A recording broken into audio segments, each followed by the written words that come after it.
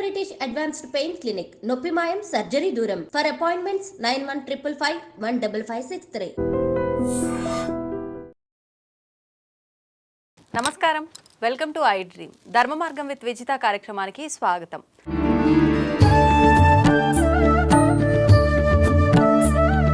ప్రస్తుత సమాజంలో మనిషికి ఓర్పు అనేది ఎంత అవసరం. పెద్దవాళ్ళు చెప్తూ ఉంటారు, మనిషికి ఓర్పు సహనం అనేది ఖచ్చితంగా ఉండాలి అని చెప్పి.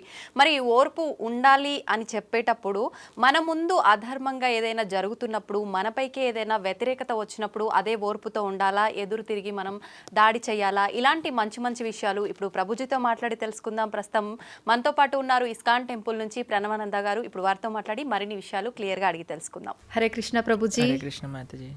ప్రభుజీ, ప్రతి ఒక్కరు కూడా కృష్ణుని ఆరాధించే వాళ్ళు తన దగ్గర నుంచి ఏదో ఒకటి ఆశిస్తూనే ఆరాధిస్తుంటారు అని అనిపిస్తుంది చూసే వరకు. నిజంగా ఆయన నుంచి ఏమీ ఆశించకుండా ఆరాధించే వాళ్ళు కూడా ఉన్నారా ప్రభుజీ? ఏదో ఒకటి ఆశిస్తూ ఉంటారు అని మనకు అనిపిస్తుందండి. ఎందుకో తెలుసా? ఎందుకంటే మన నిజమైన భక్తి అంటే మనకు తెలియదు కాబట్టి. ఇంకో విషయం చెప్తాను. ప్రహ్లాదుడు దగ్గరికి నరసింహస్వామి ఆయన కోసమే ఒక అవతారాన్ని స్వీకరించారనమాట. అయితే హిరణ్యకశిపు సంహారం అంతా అయిపోయాక సింహాసనం పైన కూర్చొని, ఓ ప్రహ్లాద నీకేం కావాలో అడుగు అంటే, నాకేం వద్దండి అంటే, చెప్పు ప్రహ్లాద నీకేం కావాలో చెప్పు, ఏదో ఒకటి ఇవ్వాలనుకుంటున్నా అంటే, లేదు లేదు నాకేమొద్దు నాకేదొద్దు. అడుగుతావా లేదా అంటే, నువ్వు ప్రశాంతంగా ఉండయ్యా నాకేదొద్దు అని నరసింహస్వామికే నచ్చి చెప్తున్నాడు అనమాట ప్రహ్లాదుడు. చివరికి ఏదో ఒకటి అడగాల్సిందే, నువ్వు ఏదైనా అడగాల్సిందే, అడగంది నేను వెళ్ళను అని అంటే, సరే మా నాన్నని క్షమించేసాయి అని అడుగుతాడు.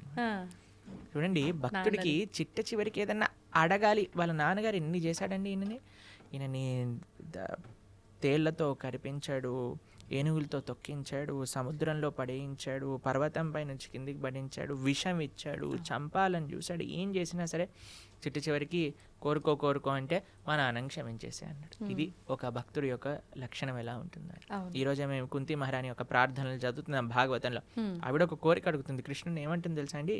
అయ్యా నాకు ఇంకా కష్టాలు ఇవ్వు జీవితంలో అని అడుగుతుంది. ఎందుకయ్యా కష్టాలు ఎందుకు అని అంటే, కష్టాలు నువ్వు చాలా బాగా గుర్తొస్తావు, నీ గుర్తు మంచిగా ఉన్నప్పుడైతే నువ్వు గుర్తురావు కదా, కష్టాలు ఉన్నప్పుడు నేను నిన్ను వేడుకుంటా, కాబట్టి ఇంకా కష్టాలు ఇవ్వు నాకు అని చెప్తుంది కుంతి మహారాణి. ఇది నిజమైన భక్తి అని అంటే. కాబట్టి భగవంతుడి యొక్క భక్తి అని ఎప్పుడైతే ఉంటుందో, భక్తి ట్రాన్స్లేట్స్ టు ప్రేమ.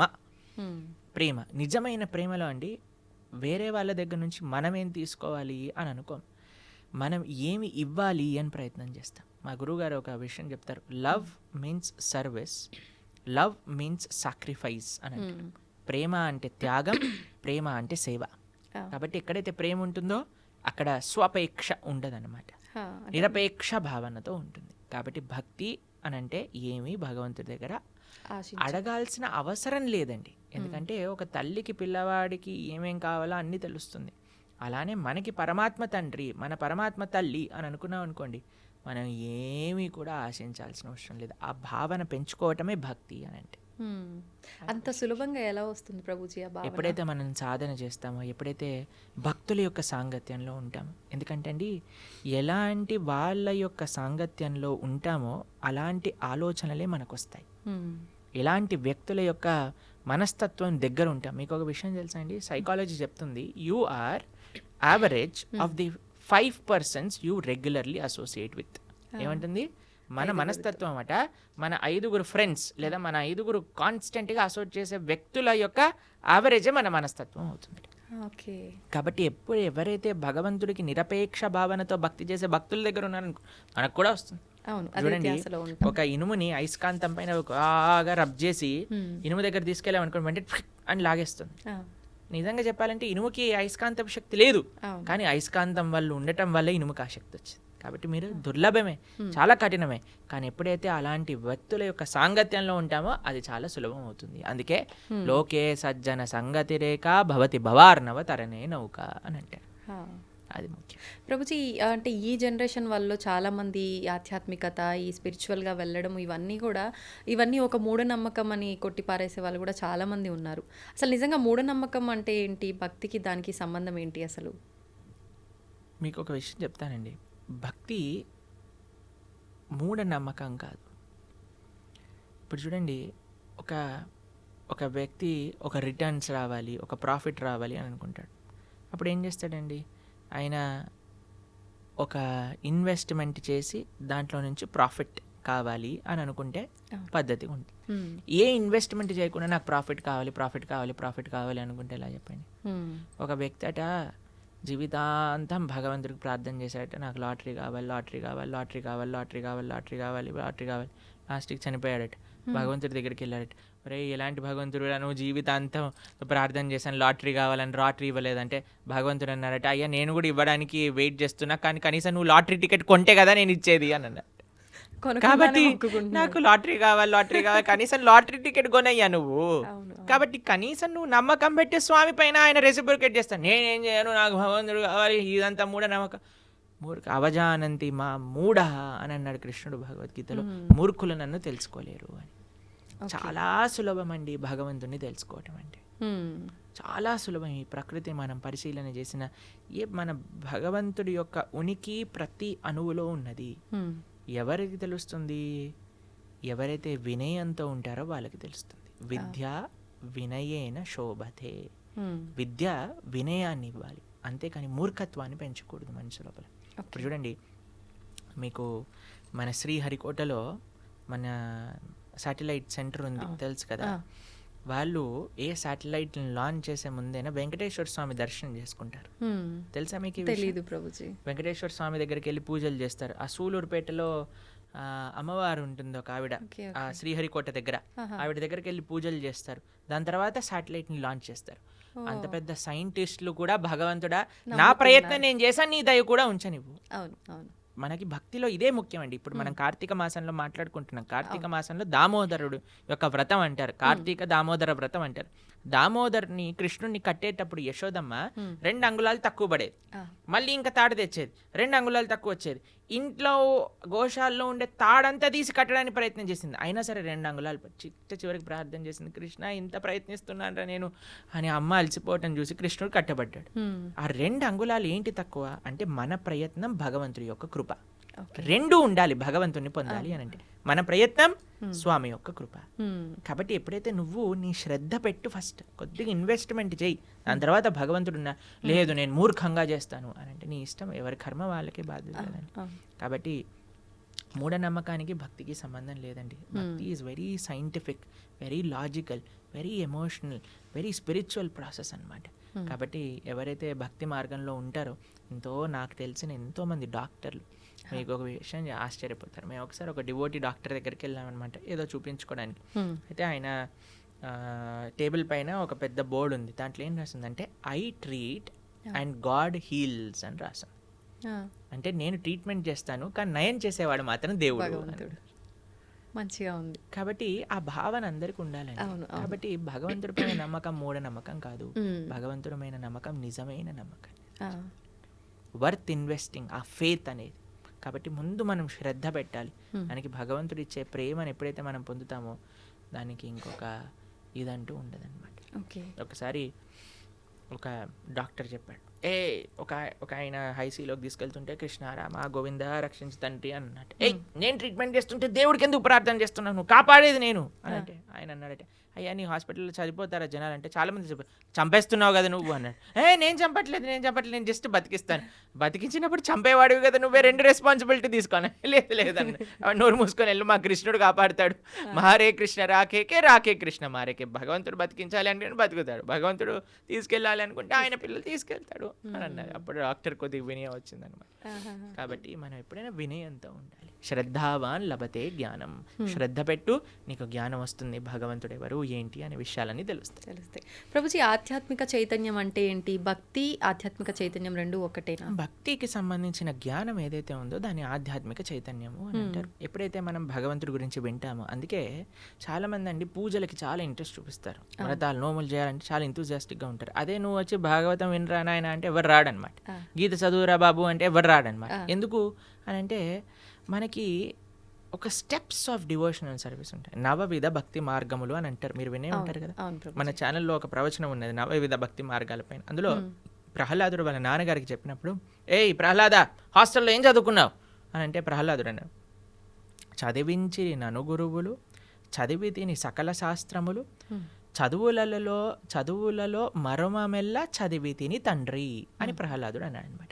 అయ్యా నన్ను గురువులు చదివించారు, నేను సకల శాస్త్రములు చదువుకున్నాను, ఆ చదువులలో మర్మం అంటే ఎసెన్స్ ఆఫ్ స్క్రిప్చర్స్ నేను నేర్చుకున్నాను అంటే చాలా ఆనందపడతాడండి హిరణ్యకశిపు. అంటాడు ఏంటి అసారాంశమో చెప్పు ప్రహ్లాద అని అంటే, శ్రవణం కీర్తనం విష్ణు స్మరణం పాదసేవనం అర్చనం బంధనం దాస్యం సఖ్యం ఆత్మనివేదనం. ఆయన అంటాడు శ్రవణం కీర్తనం విష్ణో స్మరణం పాదసేవనం. శ్రవణం అంటే ఫస్ట్ స్టెప్ ఆధ్యాత్మిక భక్తి మార్గం లేదన్నా ఉంటే భగవంతుడి గురించి వినటం, ఇది గుర్తుపెట్టుకో. శ్రవణం, దాని తర్వాత కీర్తనం అంటే భగవంతుడి యొక్క నామ జపం చేయడం. ఇప్పుడు మేము వచ్చేటప్పుడు భగవన్ నామం జపం చేసుకుంటే ఈరోజు ఏకాదశి కదా, 64 మాలలు చేస్తామని అంతరం భగవన్ నామ స్మరణ చేస్తూ ఉండాలి. ఫస్ట్ ఎందుకు నేను జపం చేస్తున్నా, ఎందుకంటే జపం చేయడం భగవంతుని తెలుసుకోవటానికి అత్యంత ముఖ్యమైన మార్గము అని మనం విన్నాం కాబట్టి జపం చేస్తాం. శ్రవణం కీర్తనం విష్ణోహో స్మరణం, ఏదైతే మనం విన్నామో దాని గురించి స్మరణ చేస్తూ ఉండాలి. మొన్న మేము మాయపూర్లో మా గురువుగారు యాత్ర అయిందనమాట. మా గురువుగారు ప్రవచనాలు చెప్పిన విషయాలు ఆలోచిస్తూ ఒకరోజు రాత్రి 2-3 గంటలు నాకు నిద్ర పట్టలేదన్నమాట. అదే విషయాలు మనసులోకి వస్తున్నాయి. ఆ గురువుగారు ఏం చెప్పారు, ఈ విషయాలు ఎంత బాగా చెప్పారు అనే విషయం స్మరించటం అనేది చాలా ముఖ్యం. శ్రవణం కీర్తనం విష్ణు స్మరణం పాదసేవనం అర్చనం, దాని తర్వాత అర్చనం వస్తుంది, దాని తర్వాత పూజ వస్తుంది. ఎప్పుడైతే మనం శ్రవణం కీర్తనం స్మరణం ఇవి చేస్తామో అప్పుడు మనం చేసే ఆరాధన ప్రేమతో భక్తితో భగవంతుడికి సమర్పణ చేయవచ్చు. కానీ మన వాళ్ళు ఏంటి, 3 స్టెప్పులు తీసేసి డైరెక్ట్ పూజ, డైరెక్ట్ వ్రతం అందులోకి వెళ్ళిపోతారనమాట. కానీ ఫస్ట్ వినాల్సింది భగవంతుడి గురించి, ఫస్ట్ చేయాల్సింది భగవన్ నామ స్మరణ. దాని తర్వాత భగవంతుడు ఏం చెప్పారు, మన గురువులు ఏం చెప్పారు, భక్తులు ఏం చెప్పారని స్మరించుకోవటం. దాని తర్వాత మనం మెల్లమెల్లగా ప్రభుజీ చాలామంది అంటారు, అంటే కొంతమంది ఎలా అంటే ఇప్పుడు మీరు చెప్పినట్టుగా వినటము మాట్లాడటము ఇవన్నీ ఇష్టపడకుండా డైరెక్ట్ పూజ, డైలీ పొద్దున్నే పూజ చేసామా మళ్ళీ మన పనికి మనం వెళ్ళామా అలా ఉంటారు. కొంతమంది ఏమో అసలు పూజలు జోలికే వెళ్ళరు, భగవంతుడు నా మనసులో ఉన్నాడు, నేను మనసులో తలుచుకుంటే సరిపోతుంది అంటారు. నిజంగా ఎలా చేసినా భగవంతుని అనుగ్రహం పొందొచ్చా? మళ్ళీ దామోదర మాసం అన్నాం కదా, దామోదర లీల గురించి ఒక చిన్న విషయం చెప్తాను. యశోదమ్మ ప్రతిరోజు ప్రొద్దున లేవంగానే పెరుగుతో కవ్వం పెట్టి చిలికెతుంది అన్నాం. ఎందుకంటే గోపికల యొక్క పని వెన్న తయారు చేయటం, పాలు నెయ్యి పెరుగు వెన్న, ఇదే వాళ్ళ పని. రోజు వెన్న చిలుకుతూ ఉండు ప్రొద్దున లేసి, ప్రతిరోజు అందరు గోపికలు అదే పని చేసేవాళ్ళు. ఏం చేసేవాళ్ళు తెలుసా అండి, కేవలం వెన్న చిలికే వాళ్ళు కాదు, నోటితో కృష్ణుడి గురించి పాడుతూ ఉండేవారు అనమాట. హే కృష్ణ హే గోపాలక హే కృపాచరణిదే హే సింధు కన్యాపతే హే కంసాంతక హే గజేంద్ర కరుణా పారీన హే మాధవ అని భగవంతుడి గురించి పాడుతూ భగవంతుని స్మరిస్తూ ఉండేవారు. అరే కృష్ణుడు ఇంత చిన్న పిల్లవాడైనప్పుడు పూతని సంహరించాడు, దాని తర్వాత తృణావర్తిని సంహరించాడు, అరే బ్రహ్మాండములన్నీ కూడా నోట్లో చూపించారు, ఏంటి కృష్ణుడి యొక్క మాయ, అలా స్మరిస్తూ వాళ్ళు చేసే పని చేస్తుండేవారు. కానీ మనసు మాత్రం కృష్ణుడి పైన ఉండేది, నోటి ద్వారా భగవంతుడి యొక్క నామస్మరణ. కాబట్టి మన డ్యూటీ మనం చేయాలి, మన రెస్పాన్సిబిలిటీస్ మనం చేయాలి. కానీ ఎలా చేయాలి, భగవంతుడి కోసం చేయాలి, భగవంతుడిని స్మరిస్తూ చేయాలి, భగవన్ నామం చెప్తూ చేయాలి. అది ఓకే ప్రభుజీ, ఎలాగూ కార్తీక మాసం కదా, ప్రతి ఒక్కరు కూడా అసలు ఎప్పుడు పూజ చేయని వాళ్ళు కూడా ఈ మాసంలో ఆధ్యాత్మికంగా చాలా దగ్గరగా ఉంటారు. ఆలయాలకు వెళ్ళటం కానీ, ఇంట్లో నిత్య దీపారాధనలు కానీ. ప్రత్యేకించి కృష్ణుణ్ణి ఆరాధించే వాళ్ళు ఏ రకంగా ఆరాధిస్తే ఆయన అనుగ్రహం? కార్తీక మాసంలో దామోదరుడి యొక్క ఆరాధన చాలా విశేషం. కార్తీక మాసం వ్రతాన్ని ఊర్జ వ్రతము అని అంటారు. అంటే మన లోపల తేజస్సుని, శక్తిని, ఆనందాన్ని పెంచే వ్రతం అనమాట. ఎందుకంటే ఇది సాక్షాత్తుగా రాధారాణి యొక్క స్వరూపము అని మా సాంప్రదాయంలో బృందావన కృష్ణ భక్తి మార్గంలో చెప్తూ ఉంటారనమాట. ఎందుకు అని అంటే మీరు చూడండి, ఎప్పుడు కృష్ణుడి పక్కనే రాధారాణి ఉంటుంది. మనం చెప్పటం కూడా రాధే కృష్ణ అని అంటాం, సీతారామ అని అంటాం, లక్ష్మీనారాయణ అంటాం. రాధే కృష్ణ అని అన్నప్పుడు రాధా కృష్ణ. కృష్ణుడు భగవద్గీతలో ఒక విషయం చెప్తారు, మాసాన మార్గశీర్షోహం అని అంటారనమాట. మాసములలో నేను మార్గశీర్ష మాసాన్ని అని అంటాడు. మార్గశీర్ష అంటే డిసెంబర్లో వచ్చే ధనుర్మాసం అని అంటారు చూడండి, అది మార్గశీర్ష మాసం. మార్గశీర్షం ముందు వచ్చేది కార్తీకం. కృష్ణుడు మార్గశీర్షం అయితే రాధారాణి కార్తీకం అనమాట. కాబట్టి కృత్తిక అనేది రాధారాణి యొక్క పేరు అనమాట. కాబట్టి కార్తీక మాసంలో చాలా విశేషం. బృందావనంలో అయితే మీరు అడుగు వేయడానికి కూడా ప్లేస్ ఉండదు. బృందావనం ఊరు బయట వెహికల్స్ అన్ని ఆపేస్తారు, అంత రష్ ఉంటుంది. ఎందుకంటే బృందావనంలో పరిక్రమ, బృందావనంలో దామోదరు యొక్క నీతి దీప సమర్పణ, దామోదర అష్టక పారాయణ, బ్రహ్మముహూర్తంలో లేవటం, స్నానాది కార్యములు ఆచరించడం, ఇవన్నీ చాలా విశేషం అనమాట. ప్రభుజీ, ప్రతి ఒక్కరికి కూడా ఓర్పు అనేది ఉండాలి, సహనం ఉండాలి, ప్రతిదానికి ఆవేశపడకూడదు, ఎదుటివారు ఏదైనా అన్నప్పుడు మనం ఆలోచించి మాట్లాడాలి అని చెప్తూ ఉంటారు పెద్దవాళ్ళు. అసలు ఓర్పు సహనం గురించి భగవద్గీతలో ఏం చెప్పబడి ఉంది? చాలా చాలా విషయాలు భగవద్గీతలో ఓర్పు సహనం గురించి చెప్పారయ్యా. ఏదైనా సరే సమంగా చూడు, అది నష్టమైనా సరే లాభమైనా సరే, మంచి అయినా సరే చెడైనా సరే, మానమైనా సరే అపమానమైనా సరే, తథా మాన అపమానయోహో సమదృష్టి కలిగిన వాడే నిజమైన ధీరుడు ముని అని చెప్తూ ఉన్నాడనమాట కృష్ణుడు భగవద్గీతలో. ఎందుకంటే అండి మనకి సమత్వం చాలా అవసరం, కంట్రోలింగ్ ద ఎమోషన్స్ అనేది చాలా అవసరం. మీకు ఒక విషయం చెప్తాను, చాలా ఈజీ కాదండి, చెప్పినంత ఈజీ కాదు. దానికి మన లైఫ్ స్టైల్ చేంజ్ చేసుకోవాలి. మనం ఎప్పుడైతే రాజసీకమైన వ్యక్తులతో, వస్తువులతో, ఆహారంతో మనం అసోసియేట్ అవుతామో అప్పుడు అది మనం ఎమోషన్స్ని కంట్రోల్ చేసుకోలేమన్నమాట. ఎప్పుడైతే మనం సాత్వికంగా ఉంటామో, ధార్మికంగా ఉంటామో, మీకు ఎగ్జాంపుల్ చెప్పానో లేదో నాకు తెలీదు. ఒకసారి మేము ఒక స్టూడియో నుంచి వస్తున్నప్పుడు ఒక వ్యక్తి మాతో పాటు నడుస్తూ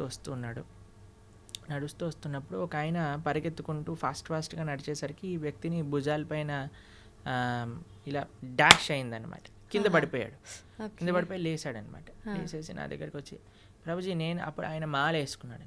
అయితే ఆయన చెప్పాడు, ప్రభుజీ నేను మాత్రం మాల వేసుకొని ఉంటే వీడు ముక్కు పలిగేది అని అన్నాడు అనమాట. అయితే అన్న చాలా మంచివాడు అయ్యా, నువ్వు సంవత్సరం పాటు మాల వేసుకొని ఉండు, ఎంతమంది ముక్కులు రక్షింపబడతాయి నువ్వు మాలలో. ఎందుకంటే ఆయన ఏమనుకున్నాడు, అరే నేను ఇప్పుడు మాల వేసుకున్నా, బొట్టు పెట్టుకున్నా, ఇలాంటి వస్త్రాలు వేసుకున్నా, కాబట్టి నేను అనవసరంగా కోపం తెచ్చుకోకూడదు అనే ఒక భావన మనసు లోపల ఉంది. అదే మాల లేకపోయింటే వాడు ముక్కు పలిగిపోయేది, పెద్ద యుద్ధం అక్కడ. అందుకే ఆధ్యాత్మిక భావన ఎందుకు మనకు కావాలి, ఎందుకు మనం బొట్టు పెట్టుకోవాలి, ఎందుకు మనం మాల వేసుకోవాలి, ఎందుకు మనం సాంప్రదాయంగా ఉండాలంటే ఎప్పుడైతే మనం ఇవన్నీ ఎక్స్టర్నల్ థింగ్స్, చాలామంది అంటారు ఎందుకు ఇవన్నీ అవసరం లేదు, ఇదంతా షో ఆఫ్ అంటారు. కాదండి, ఇవి ఇలా వేసుకున్న వాళ్ళ వల్ల చాలామంది ముక్కులు కాపాడబడుతున్నాయి, చాలామంది బ్రతికి ఆనందంగా ఉంది. ఎందుకంటే మనిషి అంటే ఎమోషనల్ కదా, వెంటనే యాక్ట్ చేయాలనిపిస్తుంది. కానీ ఆధ్యాత్మికత ఏం చేస్తుందో తెలుసా అండి, ఆ మనిషిని ఆలోచింపజేస్తుంది. ఇప్పుడు చూడండి, ఆ వ్యక్తి నడుస్తున్నాడు, వీడు ఏదో త్వరలో ఉన్నాడు కాబట్టి వీడిని డాష్ ఇచ్చి వీడి కింద పడిపోయాడు. వాడి తప్పేమన్నా ఉందా? ఇంటెన్షనల్గా కాదు, ఎవరు చేయరు. కాబట్టి జీవితంలో చాలా ఇలాంటివి ఉంటాయండి, మనం ఆలోచించాం. కానీ ఎవరైతే ఆధ్యాత్మికంగా ఉన్నారో వాళ్ళు ఆలోచిస్తారు. ఆలోచించినప్పుడు ఒక క్షణం ఆగుతారు, ఆగినప్పుడు పరిశీలన చేస్తారు. ఇది మంచిది కాదు అని అనిపిస్తుంది, కానీ ఏమో చూద్దాం, కొన్ని రోజుల తర్వాత మంచి అనిపిస్తుంది. మీకు ఈ కథ చెప్పుంటాను కదా, నేను గుర్రం కథ చెప్పానా మీకు ఒకసారి? లేదు ప్రభుజీ. ఒక వ్యక్తి, ఒక ఆయన ఒక గుర్రం కొనుక్కుంటాడు, డబ్బులన్నీ ఇన్వెస్ట్మెంట్ చేసేసి గుర్రం కొనుక్కుంటాడు అనమాట. గుర్రం కొనుక్కుంటే పక్కింట్లో వాళ్ళందరూ వచ్చారే ఎంత బాగుంది, నువ్వు గుర్రం కొనుక్కున్నావు, ఎంత బాగైంది నీకు అని అంటారు. సరే అని ఆయన అంటాడు, ఏది మంచో ఏది చెడో ఎవరికి తెలుస్తుంది, భగవంతుడికి తెలుస్తుంది కదా. నెక్స్ట్ కొన్ని రోజుల తర్వాత ఈ గుర్రం పారిపోతుంది ఇంట్లోంచి. అందరూ వచ్చి అంటారు, అయ్యో ఎంత చెడైందయ్యా నీకు, గుర్రం పారిపోయింది, నువ్వు డబ్బులన్నీ ఆ గుర్రం పైన ఇన్వెస్ట్ చేసావు, అది వెళ్ళిపోయింది. ఓ 10 రోజుల తర్వాత ఈ గుర్రం 10 గుర్రాలని పట్టుకొస్తుంది అనమాట ఇక్కడికి, వాళ్ళ ఇంటికి. పట్టుకోగానే అబ్బో ఎంత ఆశ్చర్యం, ఎంత మంచిదైంది, నీకు 10 గుర్రాలు పట్టుకొచ్చింది, 10 గుర్రాలు పట్టుకొచ్చిందంటే. కొన్ని రోజులకి ఆ పిల్లవాడు ఇలా హార్స్ రైడింగ్ చేస్తూ కింద పడిపోయి కాలు ఇరిగిపోయింది వాళ్ళ పిల్లవాడి. అందరూ వచ్చి అయ్యో చూసావా ఎంత అన్యాయం జరిగింది నీకు, మీ పిల్లవాడు కాలు పోయింది.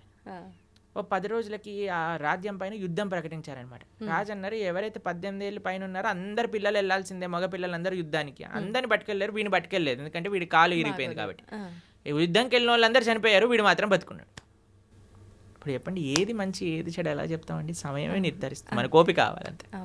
ఈ నమ్మకం ఉండాలి, పరమాత్మ నాకు ఏది చేసినా మంచిగా చేస్తాడు. ఇప్పుడు ఆ తల్లి వచ్చింది అనుకోండి, మీరు ఆడుకుంటున్నారు, రేపు ప్రొద్దున ఎగ్జామ్ ఉంది, ఎంత మీరు ఏది చేసినా సరే ఫోన్ కానీ ఆ ఆట కానీ తీసేసి లోపలికి ఇంకో కావాలంటే ఒక చెంప మీద పీకైనా సరే నేను చదివిస్తుంది. ఇప్పుడు మనం మా అమ్మ అంత రాక్షసి ఇంకొకటి ఎవ్వరు లేరు, మా అమ్మ నా విలన్ అని అనుకుంటాం. కానీ నిజంగా అమ్మ విలనా? కాదు కదా, కాదు, మన పాగు కోసం. అది ఎప్పుడు తెలుస్తుంది? నువ్వు పెద్దగా అయ్యాక తెలుస్తుంది. నీకు ఈ సమయంలో అది చెడు అనిపిస్తుందేమో, అది ఆ వస్తువు తప్పు కాదు, ఆ వ్యక్తి తప్పు కాదు, ఆ సిచ్యువేషన్ తప్పు కాదు, నీ పరిమితి, నీ మెచ్యూరిటీ లేదు. నువ్వు పెరుగు, అప్పుడు నీకు తెలుస్తుంది ఏది మంచిది. పరమాత్మ ఎవరికీ చెడు చేయరు, ఇది గుర్తుపెట్టుకో. ప్రభుజీ ఇందాక మీరు చెప్పినట్టుగా అతను మాల్లో ఉన్నాడు కాబట్టి బతికిపోయాడు అని అంటే నిజంగా అంటే మనం ఒక దీక్షలో ఉన్నన్ని అందుకే మేము రోజు పర్మనెంట్ మాల వేసుకున్నాం. కానీ ఎప్పుడు ఆలోచించవచ్చు, అరే స్వామి నీకు ఇది నచ్చుతుందా, నేను మాట్లాడే మాట నచ్చుతుందా, నేను చేసే పని నచ్చుతుందా, నేను చేసే జాగ్రత్తగా మాట్లాడాలి. జాగ్రత్తగా ఉండొచ్చు. అందుకే ఆధ్యాత్మిక భావన అనేది, స్పిరిచువాలిటీ ఏం చేస్తుంది అడిగితే ఇదే చేస్తుందండి, మనిషిని మారుస్తుంది తప్పకుండా. నేను దీన్ని 100కి 1,000,000 రెట్లు గ్యారంటీతో చెప్పగలను. అంటే మనం ఆచరించాలి అనుకున్న ఈ బంధాలు, బంధుత్వాలు, ఈ కుటుంబము, ఈ రెస్పాన్సిబిలిటీస్ మధ్య అంత ఫోకస్ చేయలేకపోతున్నారేమో అనిపిస్తుంది Prabhuji. It is just an excuse, మనసు ఉంటే మార్గం ఉంటుంది. నాకు జస్ట్ ఆ సంకల్పం రావాలి. సంకల్పం అనేది అన్నిటికంటే గొప్ప శక్తి, తెలిసిన మీకు. ఆ సంకల్పం ఉందనుకోండి, ఆ డిటర్మినేషన్ ఉందనుకోండి, పరమాత్మ దేనైనా మార్చేయచ్చు. ఎందుకండి ఇప్పుడు అనవసరమైన కోరికలనే మనం అంత మొండిగా సాధించుకున్నప్పుడు, స్వామి నేను ఒక మంచి ధార్మికంగా ధర్మ మార్గంలో నడవాలి అని అనుకుంటే కృష్ణుడు బ్లెస్ చేయలేడా అండి? ఎందుకు చేయలేడు? చేస్తాడు. మనకు ఆ సంకల్పం లేదంతే. ప్రభుజీ ఇప్పుడు అంటే దీన్ని బట్టి మనిషికి ఓర్పు అనేది ఖచ్చితంగా ముఖ్యం. అయితే రకరకాలుగా జరిగేవి చూస్తున్నాం సమాజంలో, ఇప్పుడున్న ప్రస్తుత సమాజంలో. అటువంటి సమయంలో మన కళ్ళ ముందు చెడు జరుగుతున్నా కూడా అంటే మనం కాలమే దానికి ఒక ఆన్సర్ ఇస్తుంది అని మనం సైలెంట్గా ఓర్పుతో ఉండాలంటారా, ఎదురు తిరగొచ్చు అంటారా? దీని గురించి ఏం చెప్తారు? ఓర్పు, ఓపిక మన సొంత విషయంలో ఓడిపడాలి, కానీ ధర్మం విషయంలో ఓర్పు ఉండకూడదు. ఓర్పు ఉండకూడదు అంటే కత్తి తీసి వేరేమని వేసేస్తా కాదండి. నీకు కృష్ణుడు ఆ సేవ ఇచ్చాడా? అర్జునుడికి చెప్పాడు మా మనుస్మర యుద్ధచ, నన్ను గుర్తుపెట్టుకుని యుద్ధం చేయి. నీకు చెప్పారా? నీకు చెప్తే అంటే మనకి చెప్తే, మనకి మన గురువులు చెప్తే, అరే నువ్వు ఈ విధంగా ధర్మ పరీక్షణ చేయి, ఈ విధంగా ధర్మ పరిరక్షణ చేయి. ధర్మో రక్షతి రక్షిత. దీన్ని ఒక్కొక్కళ్ళకి ఒక్కొక్క విధంగా అన్వయం ఉంటుంది. అన్నిటికంటే ముఖ్యమైనది ఏంటో తెలుసా అండి? ధర్మాన్ని రక్షించుకోవటం అంటే ధర్మాన్ని ఆచరించటం, ధర్మాన్ని తెలుసుకోవటం, ధర్మాన్ని ఆచరింప చేయటం. తల్లిదండ్రులు ధర్మాన్ని తెలుసుకొని పిల్లలకి ధర్మాన్ని చెప్పడం, పిల్లలు ధర్మాన్ని ఆచరిస్తే ఇదొక విధంగా ధర్మ పోరాటం. అందరు కూడా నేను కత్తి పట్టుకుంటాను అని అంటే అసాధ్యం అండి. కొంతమందికి ఆ సేవ ఉంది, ఎవరికి ఆ సేవ ఉందో వాళ్ళకి తెలుసు, వాళ్ళ ఆ సేవ అలా చేయాలి. కొంతమందికి శాస్త్రాధ్యాయన ధర్మ పరిరక్షణ, అది నువ్వు చేయి. కొంతమందికి ధర్మాన్ని వినటం, ధర్మాన్ని ఆచరించడం, అది నీ ధర్మ పరీక్ష, నువ్వు అది చేయి. కాబట్టి ఒక్కొక్కళ్ళ నేచర్ బట్టి, ఒక్కొక్కళ్ళ ఇంక్లినేషన్ బట్టి ఆ విధంగా గురువుల యొక్క అనుగ్రహంతో మనం సేవ చేయాలి. అంతేకాని మనంతటా నేను ఇచ్చేస్తా అది చేస్తా అని అనుకోకూడదు. ప్రభుజీ మానవులందరూ కూడా ఖచ్చితంగా భగవత్ ఆరాధనలో ఉండటమే ముఖ్యం. మనుష్య జన్మ వచ్చిందే దానికోసం కదండి. మనుష్య జన్మ వచ్చింది ఎందుకు అని అంటే మనం భగవంతుడిని సేవించి భగవంతుని తెలుసుకొని భగవంతుని చేరడానికి వచ్చింది. కాబట్టి మనిషి భగవదారాధన చేయలేదనుకోండి, ఇంకా మనిషి జీవితం వచ్చి వేస్ట్ కదండి. ఇప్పుడు చూడండి, ఒకళ్ళకి చాలా కష్టపడి ఐఐటి ఖరగ్పూర్లో వచ్చింది సీట్. వాడు వచ్చాక నేను క్యాంటీన్కి వెళ్తాను, నేను సినిమాకి వెళ్తాను, నేను అక్కడికి వెళ్తే ఒరే ఇంత కష్టపడి ఐఐటికి వచ్చిందిరా, చదువుకోరా అని చెప్తా. అంతే కదండి, అవునా కదా? కాబట్టి ఐఐటీలో సీట్ వచ్చినప్పుడు ఏం చేయాలి? వాడు చాలా జాగ్రత్త చదువుకోవాలి. ఎందుకంటే దానికి ఉన్న అస్తిత్వమే అది. అంతే, మనుష్య జన్మకుండే అస్తిత్వమే భగవంతుని తెలుసుకోవటం. దాతో బ్రహ్మ జిజ్ఞాస. భగవంతుడు బ్రహ్మమెవరు, భగవంతుడు ఎవరు తెలుసుకొని ఆ భగవంతుని సేవించడమే మనుష్య జన్మ యొక్క సార్థకం చేసుకున్నట్టు. కాబట్టి మనిషి ఆ పని చేయకపోతే ఇంకా పశువు జన్మ వచ్చినా మేలండి, మనిషి జన్మ వచ్చి కానీ ఇది చేయకపోతే అది. ప్రభుజీ కృష్ణుడు ద్వాపర యుగంలో మానవ జన్మ తీసుకున్నారు కదా, మరి ఆయన కూడా అప్పుడు భగవతారాధన చేశారు? మానవ జన్మ తీసుకోలేదండి. కృష్ణుడు మనిషిగా పుట్టలేదు. కృష్ణుడు దేవకీ దేవి యొక్క గర్భం నుంచి ఉదయించాడు, సూర్యుడు ఉదయించినట్టు. వసుదేవుడి యొక్క హృదయంకి వచ్చి దేవకీ దేవి యొక్క హృదయంకి వెళ్ళి దేవకీ హృదయం నుంచి దేవకీ గర్భం నుంచి ప్రకాశితమయ్యారు చతుర్భుజ రూపంతో. మనిషిలా పుట్టాడంటే ఏడుస్తూ పుట్టాడండి. కృష్ణుడు పుట్టినప్పుడు శంఖచక్ర గదా పద్మాలు పట్టుకొని అమ్మ నువ్వు పూర్వజన్మలో ఇది, నాన్న నువ్వు ఇది, నన్ను తీసుకెళ్లి గోకులంలో దింపేయండి. ఇది మనిషా అండి? మనిషి చేస్తాడా ఇలా? కానీ ఆయన భగవంతుడి మానవ జన్మ కాదు. ఎలా అండి? ఆ రోజుల్లో పూతన రాక్షసు చంపే, తృణావర్తిని చంపే, శకటాసుర, కేశి, హరిష్టాసుర, ప్రలంబాసుర, ఆ సుల్లందరిని చంపేసి గోవర్ధనాన్ని ఎత్తేసి ఫారెస్ట్ పైన మింగేసి మనిషి చేయగలుగుతాడా? అంటే మానవ రూపంలో కృష్ణ పరమాత్మ, మానవ రూపంలో కూడా కాదు. కందర్ప కోటి కమనీయ విశేష శోభం. 1000 మంది కందర్పులు వచ్చినా సరే ఆయన ముందు కళ్ళు తిరిగి పందిపోయే అంత అందం కలిగిన వాడు శ్రీకృష్ణ భగవానుడు. కందర్పులు అంటే కందర్ప అంటే కామదేవుడు. Okay okay. మన్మధుడు కందర్ప కోటి కమనీయ విశేష శోభ అంటే కోట్ల మంది కందర్పులు కూడా ఆయన ముందు ఒక కాకరోజులా ఉంటారనమాట కృష్ణుడు ముందు. అంత సౌందర్యం, అంత శక్తి, అంత వీర్యం, అంత తేజస్సు, అంత జ్ఞానం కలిగిన వాడు శ్రీకృష్ణ పరమాత్మ. అయినా సరే మీరు అడిగిన క్వశ్చన్ చెప్తాను. బృందావనంలో కృష్ణుడి పట్ల ఎంత ప్రేమ ఉండేది వ్రజవాసులకి అని అంటే, ఏదన్నా సంహరించిన, ఇంత పెద్ద పూతన అనే రాక్షసిని సంహరించిన చిట్ట చివరికి వాళ్ళ అమ్మ తీసుకొచ్చి ఆవు తోక తీసుకొని కృష్ణుడికి దిష్టి తిప్పి, అయ్యో మా తామకి దిష్టి తగిలింది కదా, నారాయణుడు రక్షింపుగాక అని. ఇప్పటికీ మీరు బృందావనంలో నందగావ్ అనే ప్రదేశానికి వెళ్తే నంద మహారాజ్ ఆరాధన చేసిన శేషశాయి విష్ణు యొక్క మూర్తి అక్కడ కనిపిస్తుంది అనమాట. ఆ శేషశాయి విష్ణు యొక్క మూర్తిని నంద మహారాజ్ ప్రతినిత్యము ఆరాధన చేస్తూ ఉండేవారు. కృష్ణుడి యొక్క కాంక్ష కోసం ఒక నరసింహస్వామిని కూడా, ఆయనే నరసింహుడు, ఆయనకు ప్రార్థన చేశారు, ఓ నరసింహ మా పిల్లవాడిని కాపాడు, ఓ నరసింహ మా పిల్లవాడిని కాపాడు. ఇప్పటికీ నంద మహల్కి వెళ్తే ఆ నరసింహస్వామి, ఆ విష్ణుమూర్తి కనిపిస్తారు అనమాట. ప్రభుజీ, కృష్ణుడు లీలల విషయానికి వస్తే రకరకాల లీలలు అంటే ఆయన ఒక పర్పస్ మీద అక్కడ జన్మ తీసుకున్నా, అక్కడ ఉన్నా కూడా ఈ లీలలన్నీ ఎందుకు అంటే మనకి ఏం తెలియజేయడం కోసం చూపించారు? మన కోసం ఈ లీలలు చేసింది. ఆయనకి పాపం ఆయన చాలా పనులున్నా అన్న వదిలిపెట్టేసుకొని ఇక్కడికి వచ్చాడు.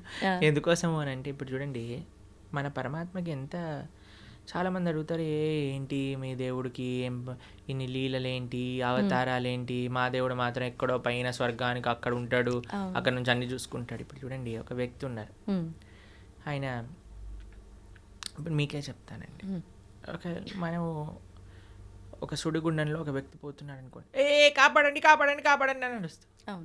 కానీ మనం వెళ్తామా, వదిలేయండి, ఏదైనా తాడుందా అని ఎత్తుకుతాం. తాడేస్తాను అనుకోండి, తాడేస్తే నేను సేఫ్గా ఉండాలి, వాడు సేఫ్గా ఉండాలి, ఎందుకంటే వాడికి మనకి పెద్ద సంబంధం లేదు కాబట్టి ఏం పర్వాలేదు.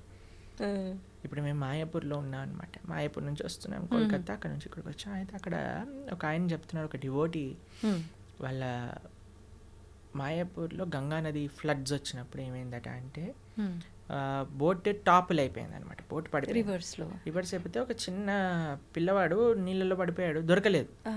అయితే ఆ పిల్లవాడు పొయ్యాడు, నీళ్ళలో పడిపోయిన మరుక్షణమే వాళ్ళ అమ్మకి హార్ట్ అటాక్ వచ్చి ఆవిడ కూడా పోయింది అనమాట. నా పిల్లవాడు పోయాడు అనే షాక్లో. అంటే అంత ప్రేమ, అంత అటాచ్మెంట్ అనమాట. అవును, పరమాత్మ మనం సంసారంలో పడిపోయి ఇబ్బంది పడుతున్నాము అన్న మరుక్షణం ఆయన కూడా సంసారంలోకి దుంకేశాడు అనమాట.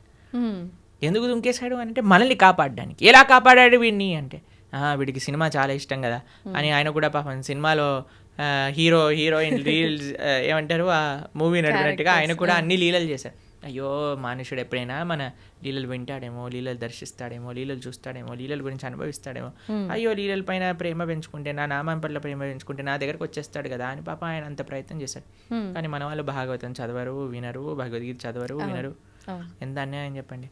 స్వామి మన కోసం అంత కష్టపడుతున్నప్పుడు మనం ఎంత కష్టపడాలి స్వామి కోసం? అవును అవును. అది ప్రభుజీ, అందరూ అంటే మనం ఎవరైతే ఉన్నామో ప్రతి ఒక్కరు కూడా నా బిడ్డలే అని చెప్పి భగవంతుడు అంటుంటారు. అయితే మరి కొంతమంది ఏమో మంచి మార్గంలో వెళ్తుంటారు, కొంతమంది చెడు మార్గంలో వెళ్తుంటారు. అందరము ఆయన బిడ్డలే అయినప్పుడు ఆ మార్గంలో వెళ్ళే వాళ్ళని మంచి మార్గంలోకి తీసుకొచ్చే ప్రయత్నం భగవంతుడు ఎందుకు చేయట్లేదు అంటారు? కదండి, ఇంటర్వ్యూ అదే మార్గం. కానీ అందరూ మారట్లేదుగా ప్రభుజీ, కొంతమందిలో మార్పు వస్తుంది. అదే అంటున్నా, పరమాత్మ ఆయన ప్రయత్నం చేస్తున్నా. ఇప్పుడు గుర్రాన్ని చెరువు వరకు తీసుకెళ్ళొచ్చు కానీ నీళ్ళు దాయించలేం కదండి. పడుకున్నవాడిని లేపచ్చు కానీ పడుకున్నట్టు నటిస్తున్నవాడిని లేపలేం కదండి. పరమాత్మ ఆయన వైపు నుంచి ఆయన ప్రయత్నం చేస్తున్నారు. ఆ పరమాత్మ చేసే, ఇప్పుడు చూడండి ఈ వీడియో ఎవరి దగ్గర వచ్చింది అనుకోండి, బై మిస్టేక్ రావట్లేదండి. పరమాత్మ మన గురించి ఆలోచించాడు కాబట్టి ఏదో ఒక రూపంలో పంపిస్తూ ఉంటాడు. భక్తులు మన దగ్గర పంపించేదే స్వామి అనుగ్రహిస్తే కానీ పంపించడండి. ఎందుకంటే ప్రపంచంలో ఎంతో మంది, కొన్ని వేల మంది మారుతున్నట్టు మేము చూస్తున్నాం. ఎందుకు? కేవలం శ్రవణం వల్ల. కాబట్టి ఎవరికైతే ఆ ముఖ్యత్వం తెలుసో, ఇప్పుడు చూడండి ఒక ఆయనకి 1 kg వెయిట్ ఉండే వజ్రం ఇచ్చారట. ఆయన ఏమనుకున్నట్ట, ఓ బాగానే ఉంది, మా ఇంట్లో ఆ త్రాసు పనిచేయట్లేదు, ఆ కేజీ మాపు చేసి అది లేదని ఈ కేజీ తీసుకొని అక్కడ పెట్టి ఉప్పు పప్పు అన్నీ వే చేసి ఇస్తున్నాడట. అయితే ఒక ఆయన వచ్చిన వాడు చూసాను, అమ్మో 1000 వజ్రం. నేను అన్నాడట, ఒరే ఈ కేజీ మాపు నేను ఇస్తా, ఈ రాయి నాకు ఇచ్చేసే అన్నాడు. సరే ఈ రాయి తీసుకొని నాకు మాపు కావాలని ఆ వజ్రం ఇచ్చేసాడట. వాడు పెట్టుకొని పెద్ద కోట్లు సంపాదించుకున్నాడు. ఎందుకు వాడికి విలువ తెలుసు, విలువ వీడికి విలువ తెలీదు. తెలియదు. కాబట్టి విలువ తెలియాలండి మనకి. ఆధ్యాత్మిక మార్గం యొక్క విలువ, ఒక సాధు సాంగత్యం యొక్క విలువ, ఒక భాగవత ప్రవచనం యొక్క విలువ. శ్రీకృష్ణ భగవానుడు మనకి చెప్తున్నాడు ఒక విషయం, మనకి ఇంత మనుష్య జన్మలో ఇంతమంది ఎన్నో విషయాలు వింటూ ఉంటే నా దగ్గరికి కృష్ణుడు ఈ విధంగా కృష్ణ భక్తి గురించి చెప్పే విధంగా నాకు తెలిసింది అంటే మనం మారడానికి ప్రయత్నం చేయాలి. అప్పుడు పరమాత్మ యొక్క కృప అనేది ఉంటుంది, లేకపోతే ఉండదు. ప్రభుజీ, ఇలాంటి మాటలు విన్నప్పుడు చాలామంది వెంటనే అరే నిజంగా ఇలా వెళ్తే బాగుంటుంది కదా అని అనుకుంటారు. కొంతమంది ఏమో అక్కడే ఆగిపోతారు వినడం దగ్గరే, కొంతమంది ముందుకెళ్తారు. ఇలా ఆగిపోయిన వాళ్ళు అనుకుంటారు రేపు నుంచి ఈ బ్రహ్మముహూర్తంలో లేవాలట, లేద్దాము, ధ్యానం చేద్దాము, భగవంతుని స్మరణలో ఉందాము అని. కానీ అనుకున్నట్టుగా చేయలేరు, వదిలేస్తుంటారు ఎక్కడికక్కడ. అలాంటి వాళ్ళు నిజంగా నిత్య జీవితంలో ఏ రకంగా కనుక ఫోకస్ చేస్తే బాగుంటుంది అంటారు? అన్నిటికంటే మెయిన్ రీజన్ ఆగిపోవడానికి భక్తుల యొక్క సాంగత్యం లేకపోవటం. ఈ ప్రపంచంలో మనం ఏదైనా మంచి వైపు వెళ్ళాలి అని అంటే చాలా కఠినమైనది. మంచి వైపు వెళ్ళాలి అని అంటే మంచి మనుషుల యొక్క సాంగత్యం కావాలి. అందుకే మనం ప్రతిరోజు ఉదయం పూట, ప్రతిరోజు మేము ప్రొద్దున పూట మా భక్తులందరూ కలిసి జూమ్స్లో జపం చేసుకుంటారు. సుమారుగా 500-600 మంది ప్రతిరోజు ప్రొద్దున పూట వస్తారు, జపం చేసుకుంటారు. ప్రతిరోజు క్లాస్ ఉంటుంది. ఈరోజే ఏకాదశి రోజు మేము భాగవతంలో కుంతి మహారాణి యొక్క ప్రార్థనల నుంచి క్లాస్ చెప్పామన్నమాట. కాబట్టి మీరు మంచిగా మరి ప్రణవానంద దాస్ ఛానల్లో మనకి భాగవతం, భగవద్గీత ఇవన్నీ ఉన్నాయి. ఇవన్నీ వింటూ ఉండండి. జపా క్లాసులు ఏవైతే ఉన్నాయో వాటికి వస్తూ ఉండండి. మంచి వ్యక్తుల యొక్క సాంగత్యంలో ఈజీ అయిపోతుంది మంచిగా భక్తి మార్గంలో ముందుకు నడవడానికి. అందుకే లోకే సజ్జన సంగతి రేఖ భవతి భవార్ణవ తరణేన. ఒక మంచి వాళ్ళ సాంగత్యమే మనల్ని ఈజీ చేసేస్తుంది. మన సంకల్పం ఉండటం ఒకటి, కానీ ఆ సంకల్ప రీత్యా మనము వాటిని మంచి వాళ్ళ యొక్క సాంగత్యంలో యూజ్ చేసుకోవటం అనేది ఇంకా ఇంపార్టెంట్. ప్రభుజీ, కృష్ణుడి దగ్గర లేని మాయలు, లీలలు ఏదీ లేదు. అయితే గాంధారి శాపం నుంచి నందవంశాన్ని ఎందుకు కాపాడలేకపోయారు? అసలు గాంధారి శాపం కృష్ణుడి పైన ఏం పంచలేదు, తెలుసా మీకు ఆ విషయం? అవునా ప్రభు? గాంధారి శాపం వల్ల కృష్ణుడికి ఏం అవ్వలేదు. చూడండి, సూర్యుడి పైన నేను ఒక దీపావళి రాకెట్ ఇడిచి పెడతానన్నాను అనుకోండి, సూర్యుడికి ఏమైనా నష్టం అవుతుందా అండి? దీపావళి రాకెట్ సూర్యుడిని ఏమైనా చేయగలుగుతుందా?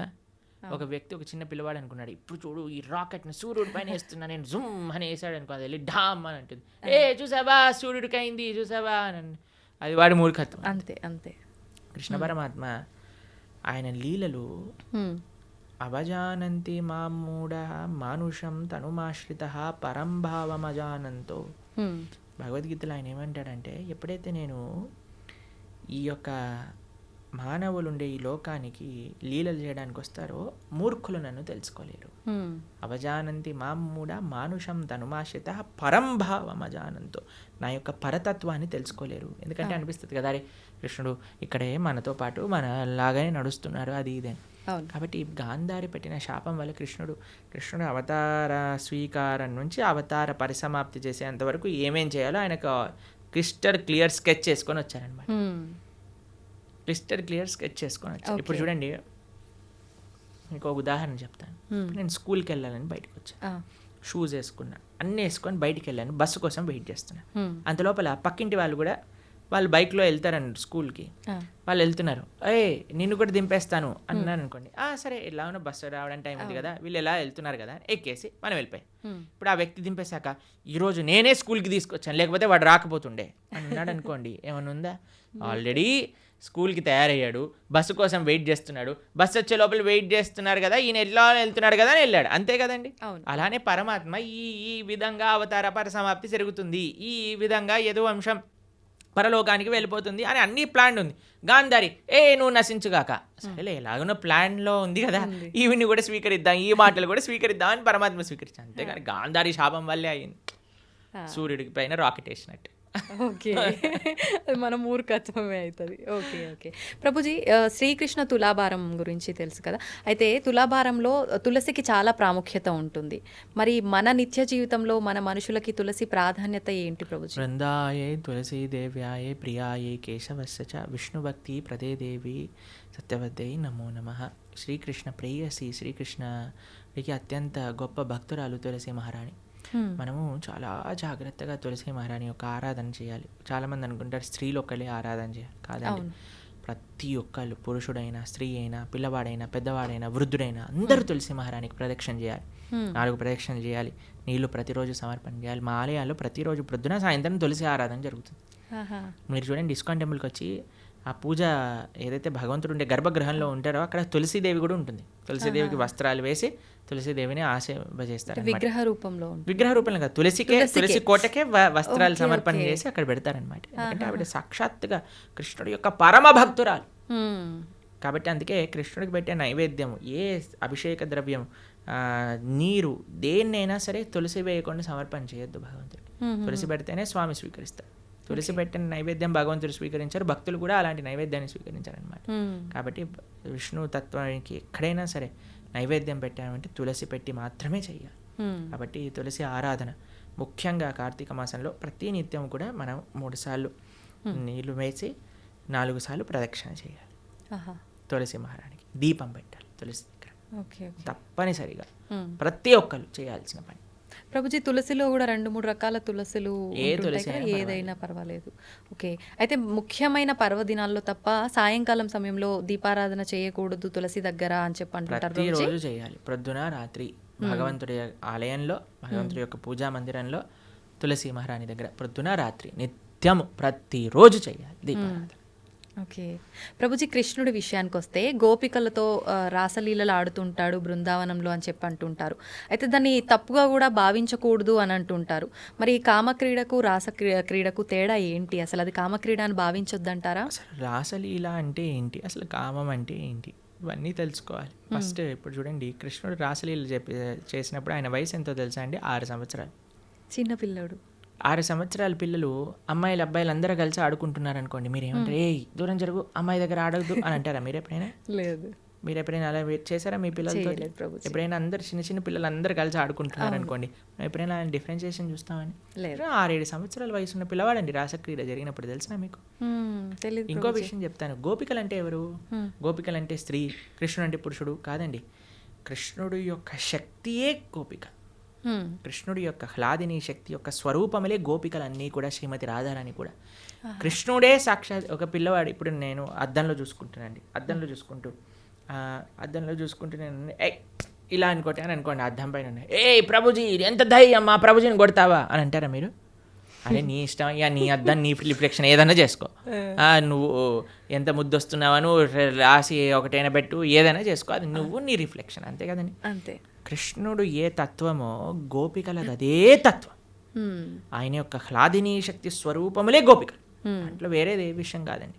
ఇప్పుడు రాస నృత్యం అంటే ఏంటి అనుకుంటున్నాడు? అదొక నృత్యం, ఆనంద స్వరూపం. అది ఒక స్త్రీ పురుషుని మధ్యలో జరిగే, మీరు అంటున్నారు కదా, ఏదో భౌతికమైన సంబంధం కాదండి. అది సాక్షాత్తుగా ఒక జీవాత్మ పరమాత్మ కలిసినప్పుడు పొందే ఆనందాన్ని రాసలీల అని అంటారు.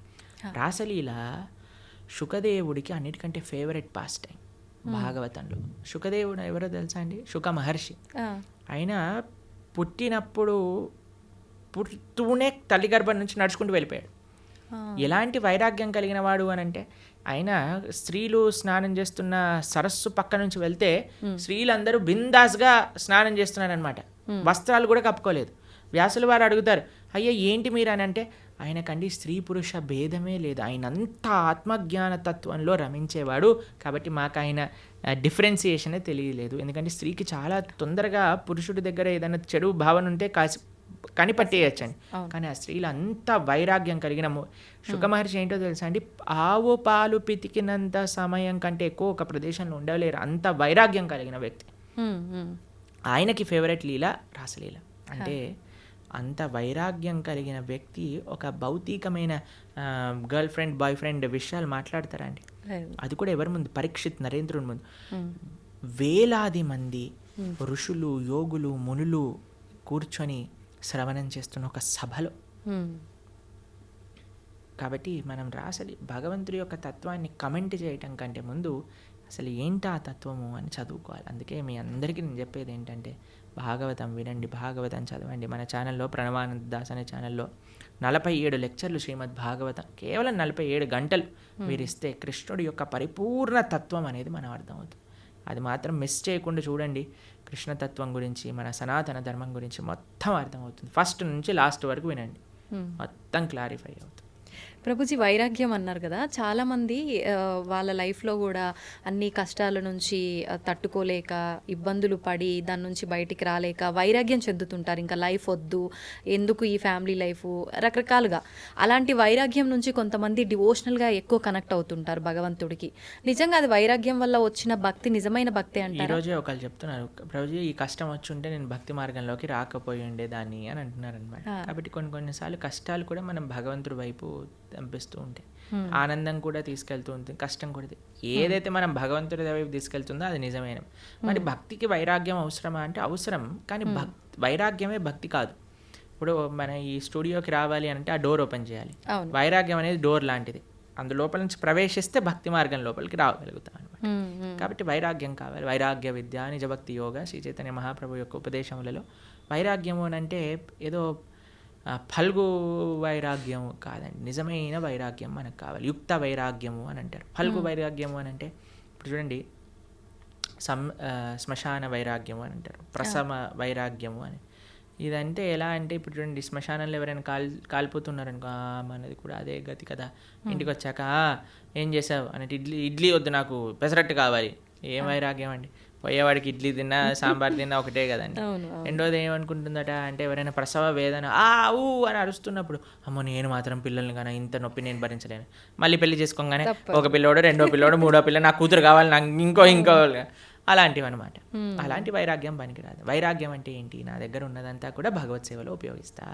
యుక్త వైరాగ్యము. ఇప్పుడు మీకు ఒక విషయం చెప్తాను. నేను ఇలా వెళ్తున్నాను అనుకోండి, ఒక పర్స్ పడిపోయింది అనుకోండి, అమ్మయ్య దేవుడు నాకు ఈ విధంగా కరుణించాడు, డబ్బులు నాకు ఇచ్చాడని తీసుకోవటం ఒక విధి. రెండవది ఏంటి, అయ్యో నాది కాదు కదా వదిలేస్తాను, నేను ముందుకెళ్ళిపోతాను, ఇంకో విధి. లేదు మూడు, అరే పర్స్ పడింది విజితా గారు ఎవరిదైనా అంటే అయిందే అండి ఇచ్చేయటం మూడో విధి. ఏది మంచిది అంటారు ఈ మూడిట్లో? అడిగి ఎవరిది అని ఇవ్వటమే. అంతే కదండి. దాన్ని యుక్త వైరాగ్యం అంటారు. ప్రతి ఒక్కటి తీసుకో, ఎవరికి చెందాల్సిందో వాడికి చెందించు. ఈ ప్రపంచంలో ఉన్నదంతా కృష్ణుడికి చెందిందే కాబట్టి ఆయనకి సమర్పణ చెయ్యి. అది నిజమైన వైరాగ్యం, నిజమైన భక్తి అని అంటే. నీ కోసం నువ్వు వాడుకోకు, పరమాత్మ కోసం ఉపయోగించు, దేశం కోసం ఉపయోగించు, ధర్మం కోసం ఉపయోగించు, భాగవతోత్తముల కోసం ఉపయోగించు, భగవంతుడి కోసం ఉపయోగించు. అది వైరాగ్యం. ప్రభుజీ, భగవంతుని ఆరాధించాలంటే భక్తి ఒక్కటే ప్రధానమా, శరీరం కూడా శుచిగా ఉండాలి అంటుంటారు. నిజంగా శరీరం శుచిగా ఉండటం అంటే ఏంటి? మీరు అన్నారనుకోండి, ప్రభుజీ మా పిల్లల్ని స్కూల్కి పంపిస్తాను కానీ యూనిఫామ్ అయ్యాను, యూనిఫామ్తో ఏం సంబంధం ఉండండి, వాళ్ళకి చదువుకోవడం కావాలి, వాళ్ళు చదువుకోవాలని ఇచ్చి ఉందంటే స్కూల్ వాళ్ళు ఎలా చేస్తారా అండి? ఏమంటారు, ఫస్ట్ యూనిఫామ్ వేసుకొని రా. అంతే కదా, అవునా కదా. స్కూల్ షూస్ పైన మొత్తం బురద జల్లి పంపించి, బురద ఉంటే ఏంటి, నువ్వు చదువు చెప్పు, ఆయన చదువు నేర్చుకోవడానికి వచ్చావు, నువ్వు చదువు చెప్పడానికి వచ్చావు, షూ బూట్ ఇవన్నీ అంటావు ఏంటి అని అంటారా మీరు? ఏమంటారా, అమ్మ టీసీ ఇస్తాను తీసుకెళ్ళు, మీ పిల్లల్ని వేరే స్కూల్లో జాయిన్ చేయించు అని అంటారు. అంతేనండి. గోర్లు ఎందుకు కట్ చేసుకోవాలండి, గోర్లకి చదువుకి ఏం పని ఉంది అంటే, మా స్కూల్లో పీటీ సార్ ఉంటే వాడు పెద్ద కర్ర పట్టుకొని పాట్ అని కొట్టేవాడు, గోర్లు పెరిగాయండి. అందరు పీటీ పీరియడ్ ముందు అందరు పళ్ళతో మొత్తం పడేసేసేవాళ్ళు అనమాట, హడలు వచ్చేసేది అనమాట. వామ్మో పీటీ ఈరోజు థర్స్డేనా అని అందరు హడలిపోతుండేవారు అనమాట. మీరు తినారా ప్రభుజీ అట్లా దెబ్బలు? అంటే గోర్లతో కొరికేసాం అనమాట.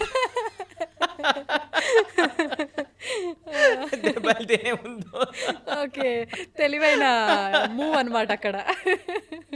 అయితే భక్తికి చాలా మంది అడుగుతారు, ఈ శుచి ఏంటి, స్నానం చేయటం ఏంటి, ఇదంతా మూర్ఖత్వం, వీళ్ళంతా చాదస్తం, పైత్యం అని అంటూ ఉంటారు. కాదండి, మీకు భక్తి హృదయంలో ఉండాలి అని అంటే దాన్ని ఎక్స్టర్నల్గా కొన్ని రూల్స్ అండ్ రెగ్యులేషన్స్ పాటించాలి.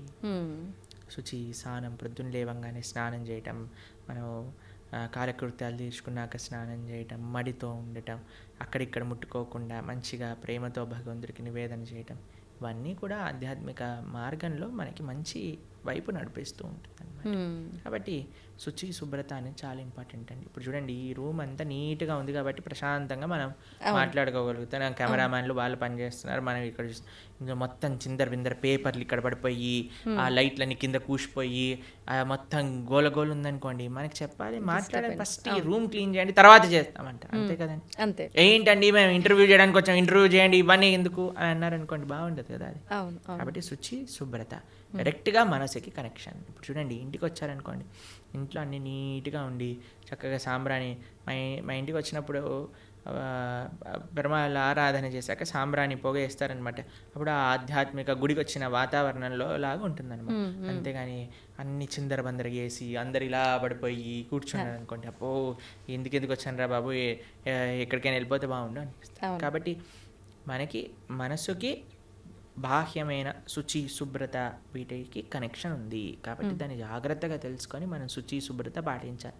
మన ఛానల్లోనే సదాచారము అనే ఒక కోర్స్ మనం చేసాం అనమాట. ప్రణవానంద దాస్ ఛానల్లోనే సదాచారం గురించి చెప్పాను. అసలు వంట ఎలా చేయాలి, అసలు మనం శుభ్రత ఎలా మెయింటైన్ చేయాలి, స్నానం ఎలా చేయాలి, అన్ని విషయాలు అందులో ఉన్నాయి. 7 లెక్చర్లు ఉంటాయి.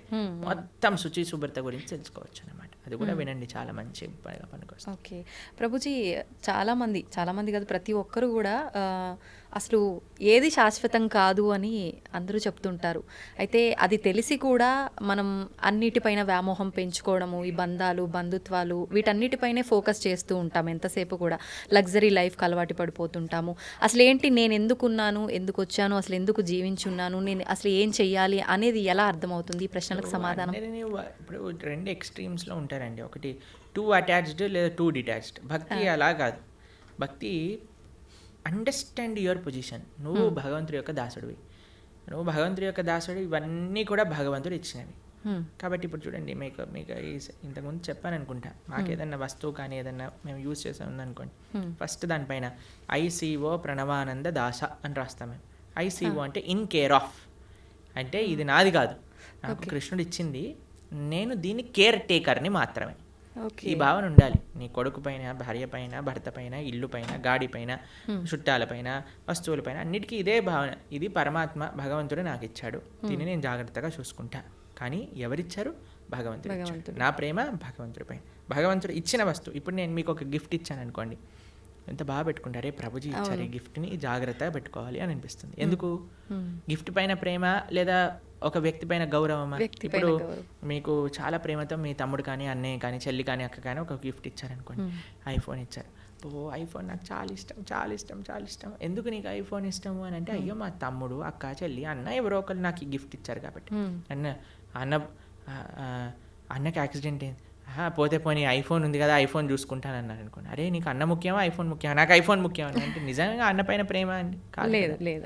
అన్న పైన ప్రేమ మీకు ఆ ఫోన్ పైన రిఫ్లెక్ట్ అవుతుంది.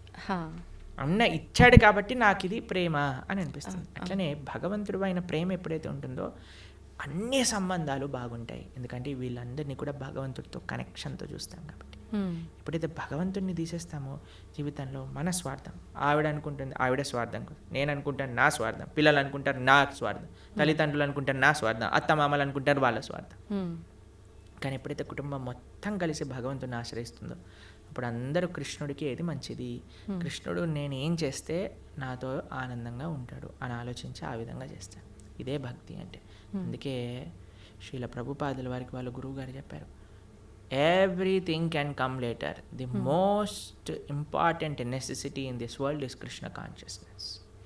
భక్తి ప్రపంచంలో ఉంటే అన్ని రకాల సుఖములు, అన్ని రకాల స్వాంతనలు, అన్ని రకాల సౌఖ్యం చేకూరుతుంది. దాంట్లో ఎటువంటి డౌటే లేదు. ఇది ముఖ్యం. ప్రభుజీ, ఎక్కువగా ఇస్కాన్కి సంబంధించిన వాళ్ళు ఎవరైనా సరే కృష్ణుడి గురించే ఎక్కువగా మాట్లాడుతూ ఉంటారు. మరి కృష్ణుడి సోదరుడు బలరాముడి పాత్ర గురించి కానీ ఆయనకు సంబంధించిన విశేషాలు ఎందుకని తెలియదు? బలరాముడు ఎందుకండి, మేము ఎన్నోసార్లు బలరామ జయంతి పెద్ద ఉత్సవం మా ఆలయాల్లో తెలుసా మీకు? మా సాంప్రదాయంలో బలరాముడి ఉత్సవం కానీ, బలరాముడి యొక్క లీలలు చర్చించుకోవటం కానీ చాలా ముఖ్యంగా చేస్తాం. మీరు ఎప్పుడైనా మా బలరాముడి గురించి మాట్లాడిన వీడియోలు ఎన్నో ఉన్నాయి. కాబట్టి బలరాముడు గురువుకి సంకేతం.